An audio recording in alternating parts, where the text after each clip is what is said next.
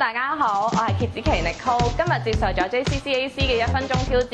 咁喺呢1分鐘裏邊咧，我需要喺我嘅畫作裏邊講出盡量多嘅野生動物或者植物嘅名俾大家知道。3、2、1 Go！ 呢度有隻赤驥，呢個有豪豬，呢度有呢個長鳳蝶，呢度有呢個金斑虎甲，呢度有呢個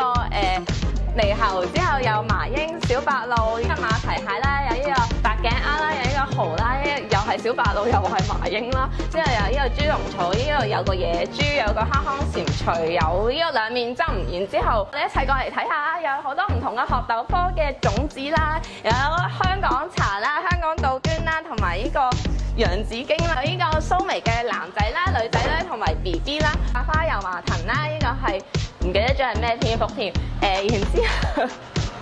然之後就有呢個赤腹松鼠啦，仲有呢個中華穿山甲啦，又有獼猴啦，呢個